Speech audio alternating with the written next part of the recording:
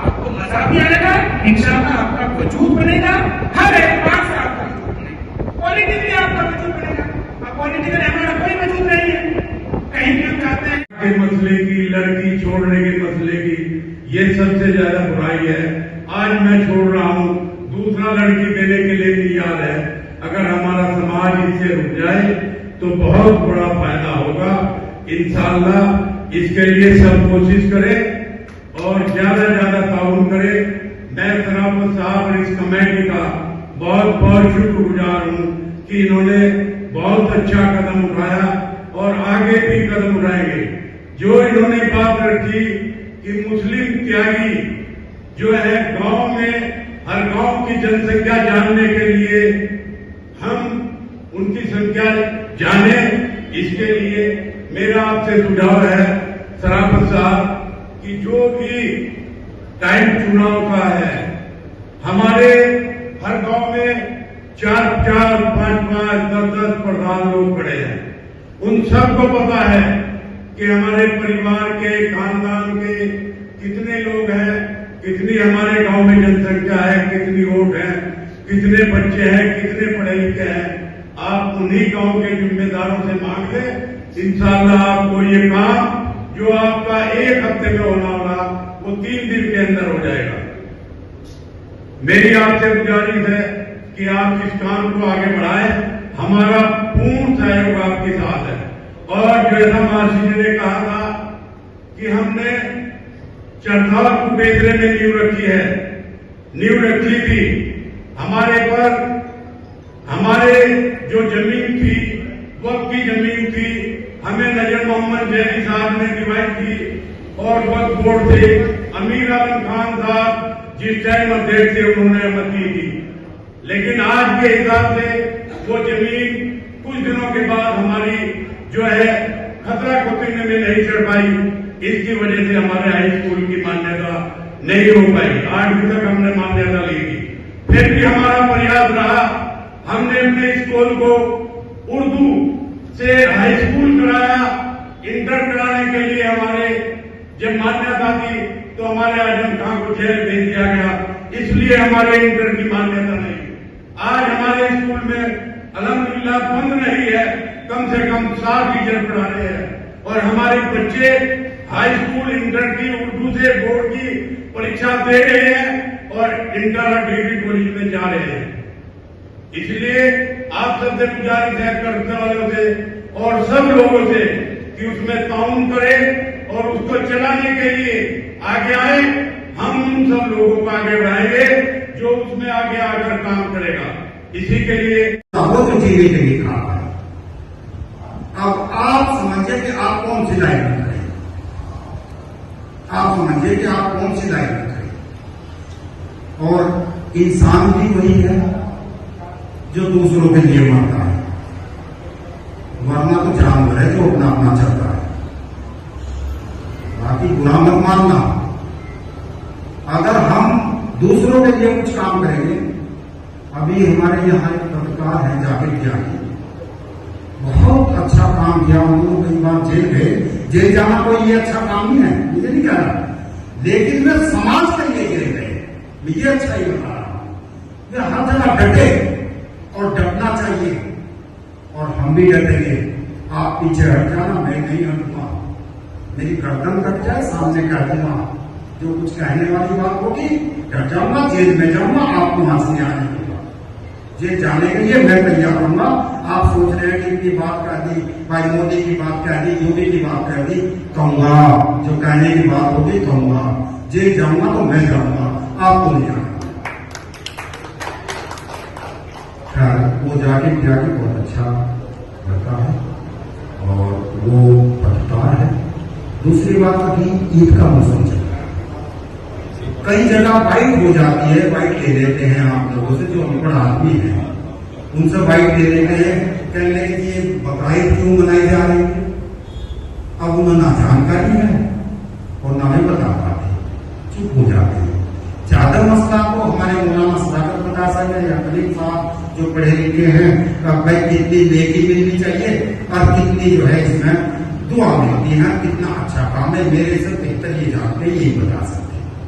लेकिन इतनी बात मैं बता सकता हूं कि इससे जो ये ईद हुई है, कम से कम 20 लाख करोड़ रुपए का जो है इन्वेस्ट हुआ है, जो हमारी जीडीपी में है। और ये जीडीपी में आंकड़ा बढ़ाता है जीडीपी का।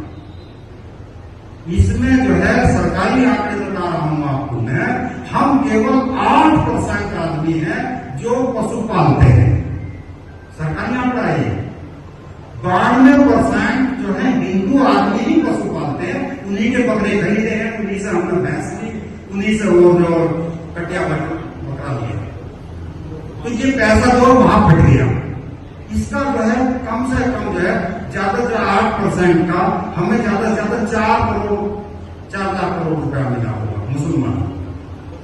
16 लाख करोड़ रुपए जो है ये सब हिंदुओं में ही बटे।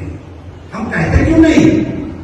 हम खड़े हो जाते हैं, थीम को वाइट देते हैं, कह देते हैं, कहने लगे कि अल्लाह तो है ही है। हम तो यहाँ हिंदुस्तान की भी भाई जो बकरे खरीदे गए, जो भैंस खरीदी गई, क्या पाकिस्तान से आई है? चीन से आई क्या? यही कहते किसानों ने पाली और यही बिकी, यही पैसा इन्वेस्ट किया। ये लंबी बात हो जाएगी, इसे छोड़। अब जरूरी ये है कि फजूल खर्ची शादियों में करते हैं।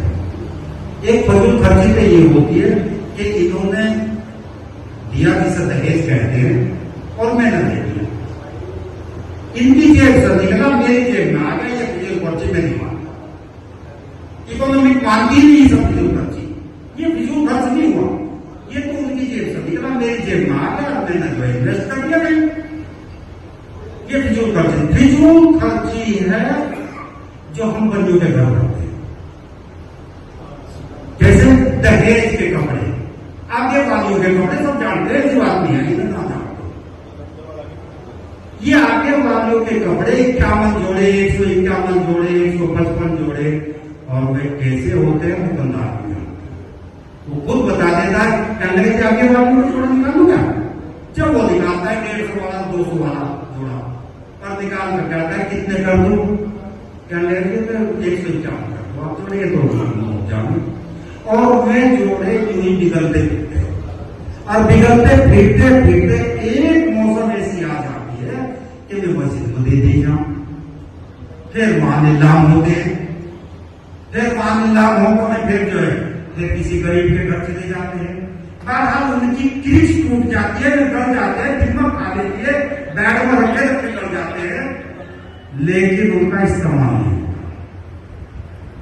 इसे कहते हैं फिजूल खर्ची।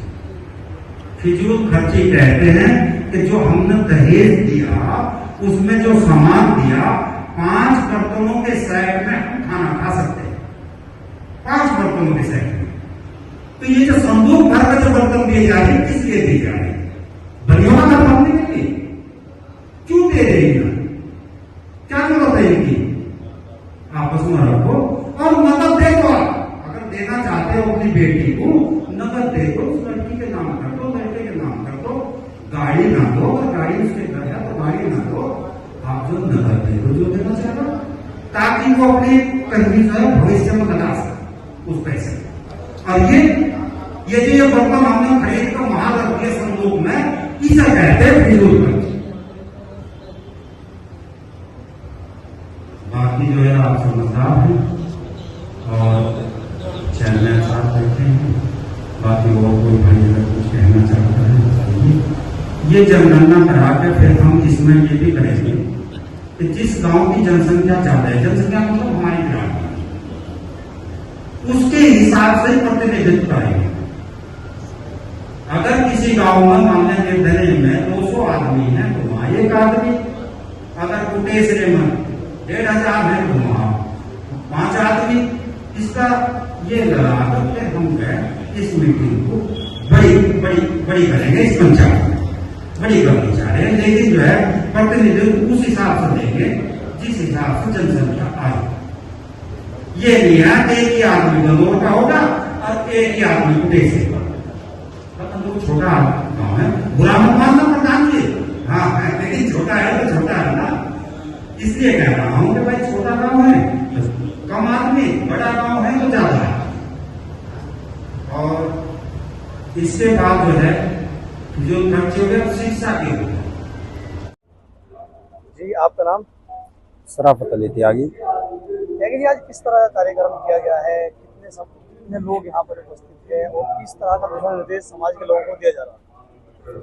ये हमारी त्यागी बिरादरी की एक सभा हो रही है और इसमें ये सैकड़ों की तादाद में आदमी हैं, 200-250 के लगभग होंगे और ये सभी जिम्मेदार आदमी हैं हमारी बिरादरी के। ये हर गांव से आए हुए हैं, जो हमारी बिरादरी के गांव हैं त्यागी समाज के, वो सभी जिम्मेदार आदमी आए हुए हैं और उन्हीं की एक मीटिंग हो रही है फिजूल खर्ची के ऊपर और फिजूल शिक्षा के ऊपर और समाज में विकास कैसे किया जा सकता है, इसके ऊपर चर्चा हो रही है। क्या क्या कमियां निकल कर सामने आई है? लगातार अलग अलग वक्तव्य अपनी बात रख रहे हैं, किस तरह की कमियां नजर आई है जिस पर सुधार की आवश्यकता है?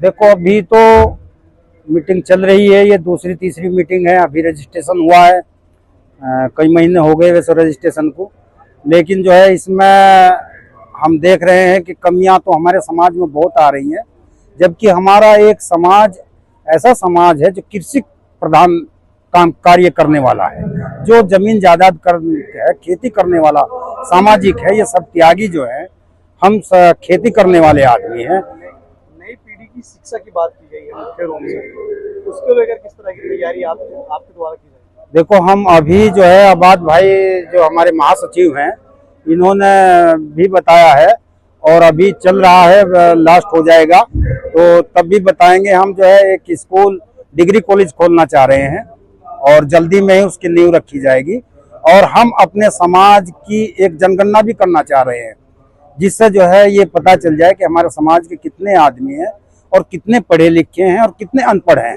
जिस डिग्री कॉलेज की आपने बात की, तो क्या वो लड़कियों के लिए होगा या लड़कों के लिए होगा और कहाँ पर होगा? अभी हमारा विचार लड़कियों के लिए खोलने का है, लेकिन हम लड़कों के लिए भी खोलेंगे और इसमें इंटर कॉलेज भी। किस जगह पर बनेगा? अभी तो हमारी चरथौल में खसूसियत है, लेकिन जो है और भी गंजेड़ी में, नावले में, वहाँ भी खोलने की हमारा विचार है।